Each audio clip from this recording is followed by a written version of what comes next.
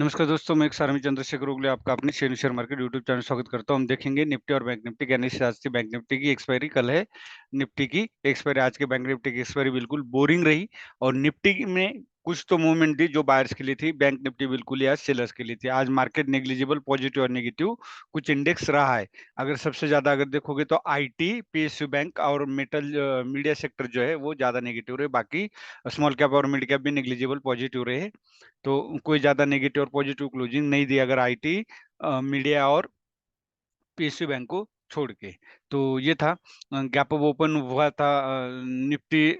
और यहाँ देखोगे तो एक जो 22,200 जो है ये इम्पोर्टेंट सप्लाई का काम कर रहा है। तो मतलब यहाँ से सेलर्स बार बार एक्टिव होंगे। ये आप देख सकते हो, यहाँ से सेलर्स एक्टिव हुए, उसके बाद यहाँ से सेलर्स एक्टिव हुए और यहाँ से भी दोबारा सेलर्स एक्टिव हुए। तो ये थर्ड अटेम्प्ट था, लेकिन मेरा मानना है कि 22,200 के आसपास जाओगे तो दोबारा सेलर्स एक्टिव होने की उम्मीद ज्यादा है। तो आप तुरंत एंट्री ना करें, ब्रेकआउट के बाद पुल बैक का इंतजार जरूर करें। ये हो गया।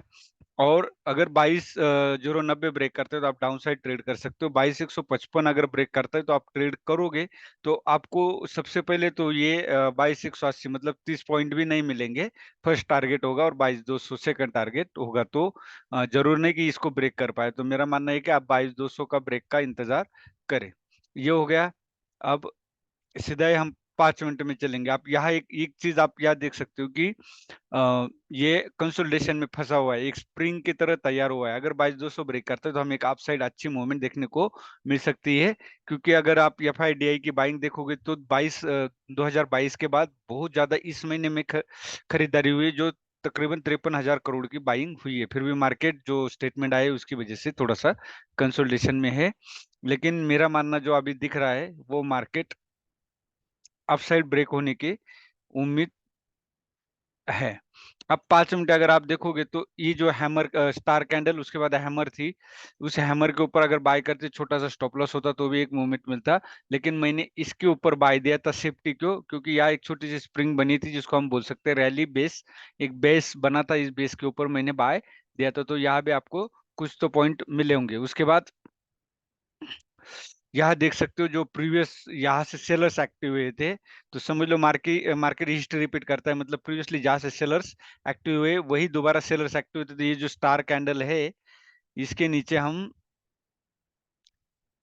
इस स्टार कैंडल के नीचे हम सेल कर सकते थे। अदरवाइज हम ये जो दो कैंडल थी ये हम पैटर्न के नीचे भी हम सेल कर सकते, सॉरी। और ये जो दो कैंडल थी हैमर और डोजी, इसके नीचे सेल करने के बाद हम इसके ऊपर स्टॉप लॉस देते तो एक रैली देखने को मिलती। मार्केट कितना नीचे जाएगा ये हमें नहीं पता, लेकिन ये जो यम पैटर्न है यहाँ तक तो जरूर आता मार्केट, इस एम पैटर्न के पास जरूर आता अगर यहाँ से एंट्री करते तो।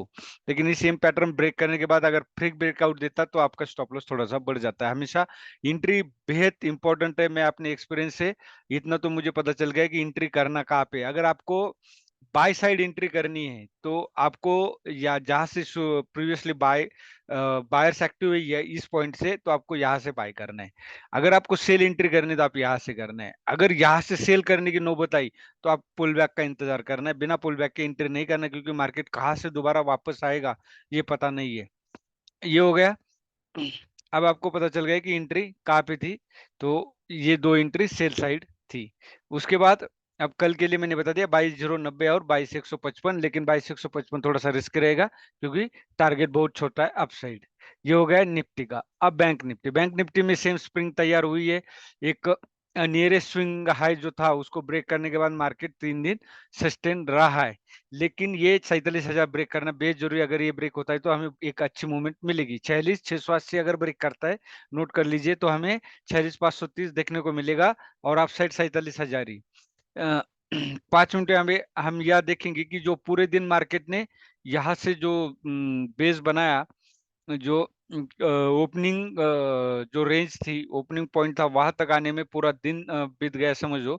10:30 से अगर 1 घंटा छोड़ दे तो, मतलब 1 आवर छोड़ दे तो उसके बाद देखा आप 15 मिनट में ही मार्केट ने वो जो हाई प्रीवियस हाई था उसको टच किया। फिर सेलर्स यहाँ पे एक्टिव हुए। तो आप समझ लो ये बेहद इंपॉर्टेंट है। 47,000 ये ब्रेक नहीं होगा तब तक आप एंट्री नहीं करना है। आप इस शूटिंग स्टार के नीचे आप सेल कर सकते थे, क्योंकि यहाँ भी एक शूटिंग स्टार बना तो सेलर्स एक्टिव हुए थे। यहाँ भी आप देख सकते हो सेलर्स बार बार एक्टिव हो रहे थे, मतलब बायर्स को आप साइड नहीं जाने दे रहे थे, तो आप एक ट्राई यहाँ पे कर सकते थे, स्टॉप लॉस छोटा होता, और सेकंड ट्राई आप यहाँ पे होता, क्योंकि ये वेज बना था तो यहाँ ये सेकंड था, इस थर्ड, इस कैंडल के नीचे आप सेल कर सकते थे, ये हमेशा याद रखे।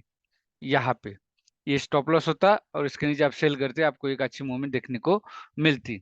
यही था हमारा आज का बैंक निफ्टी का एनालिसिस।